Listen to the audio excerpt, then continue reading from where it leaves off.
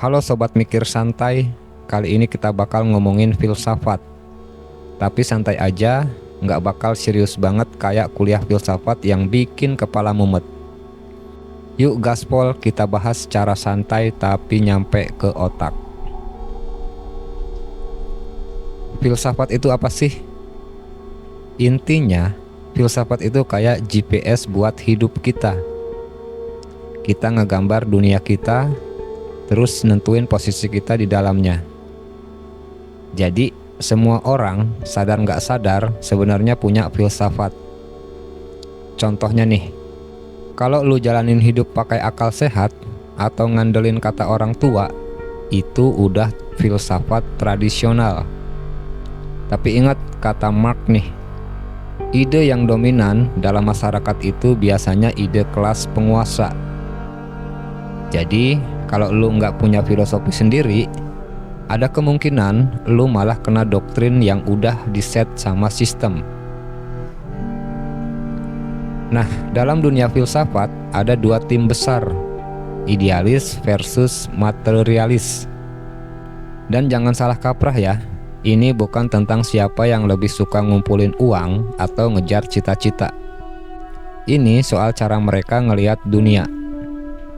Tim idealis kayak Plato atau Hegel bilang, segala sesuatu di dunia ini adalah bayangan dari ide atau roh yang lebih gede. Contoh gampang, mereka percaya kalau dunia ini jalan sesuai blueprint dari roh agung. Jadi, pikiran itu lebih utama daripada kenyataan fisik.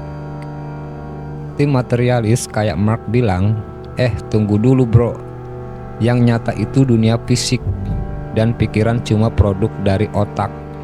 Otak itu kayak mesin, dan ide muncul dari interaksi kita dengan dunia material. Misalnya nih, lu bisa ngitung karena dulu belajar pakai jari, ya kan? Nah, itu contoh sederhana materialisme. Jadi, tim materialis percaya cuma ada satu dunia, dunia nyata alias dunia material. Ide itu nggak muncul dari langit atau supernatural, tapi dari apa yang terjadi di sekitar kita. Misalnya, menurut Marx, kesadaran itu ditentukan sama hidup kita, bukan sebaliknya. Kalau lu lagi struggling bayar kosan, makan mie instan tiap hari, ya wajar kalau pikiran lu bakal fokus sama cara survive. Itu realita material yang bikin kesadaran lu terbentuk. Nah, kalau tim idealis lebih suka ngaitin dunia sama hal-hal yang lebih tinggi, kayak agama atau roh. Sebaliknya, materialis melihat semuanya lewat hukum alam. Mereka percaya perkembangan otak, teknologi, atau kebudayaan itu hasil interaksi manusia dengan dunia nyata. Kayak yang Lenin bilang, benda itu primer, ide itu cuma refleksi dari benda. Jadi buat tim materialis, otak itu kayak cermin. Pikiran kita tuh pantulan dari apa yang kita lihat dan alami. Lalu gimana soal hidup manusia? Filsafat materialis percaya ide-ide besar kayak moral, agama, atau bahkan sistem politik itu lahir dari kondisi material. Contohnya, dulu manusia yang tinggal di goa nggak punya konsep moral kayak sekarang. Karena mereka belum butuh, pas masyarakat berkembang, moralitas pun ikut berubah. Marx bilang, hidup nggak ditentukan sama kesadaran kita, tapi sebaliknya, kesadaran itu ditentukan sama hidup kita.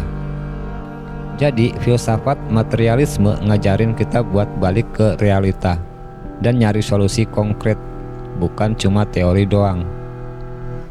Jadi bro dan sis, filsafat itu penting karena dia ngasih kita cara buat ngelihat dunia dan bikin keputusan. Mau jadi tim idealis atau materialis, itu pilihan lo. Tapi ingat, yang penting jangan cuma ikut arus. Coba deh lebih kritis soal apa yang lo percaya. Karena kata Marx, tugas kita bukan cuma ngejelasin dunia, tapi juga ngerubahnya. Sekarang kita masuk ke asal-muasal materialisme. Ini bukan sekedar ngomongin benda, duit, atau harta, tapi nyelam lebih dalam soal gimana konsep ini lahir, tumbuh, dan jadi senjata buat bongkar tatanan lama. Jadi materialisme modern itu epiknya mulai di Inggris. Bayangin, abad ke-17 tuh eranya kelas menengah lagi naik daun. Bentrok sama aristokrat feodal plus monarki yang udah makin enggak relatable.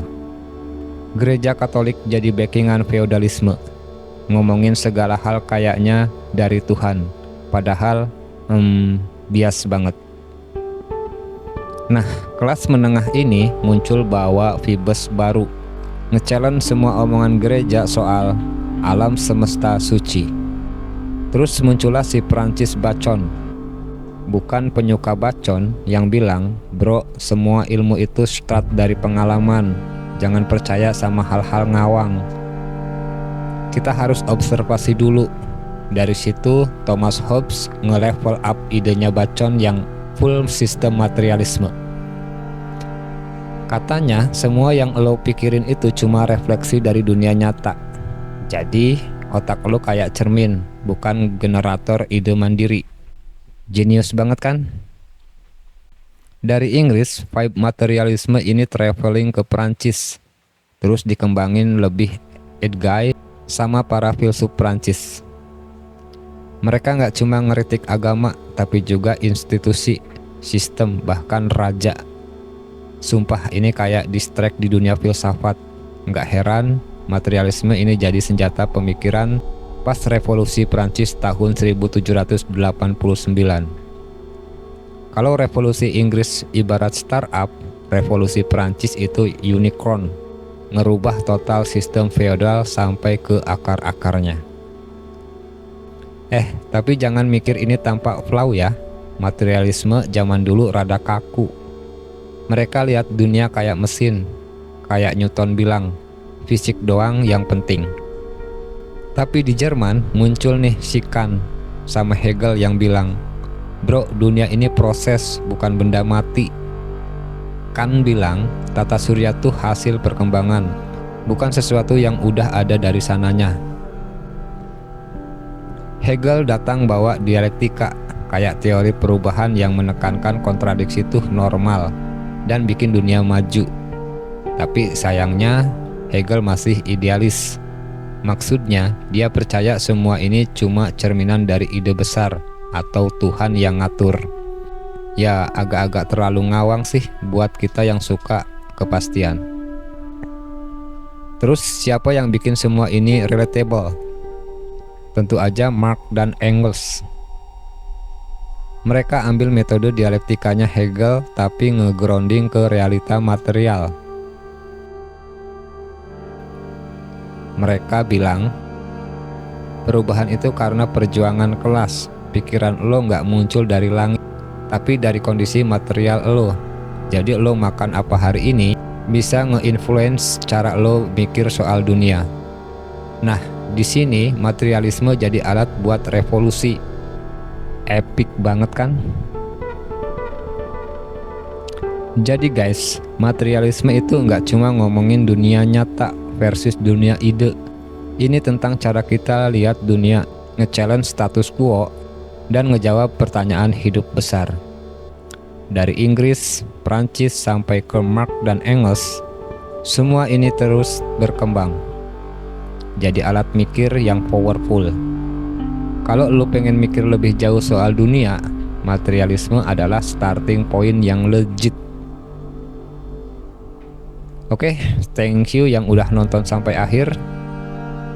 Jangan lupa like, comment, subscribe, dan share video ini biar makin banyak yang ngerti filsafat sambil santai. Gue pamit dulu, sampai jumpa di video berikutnya.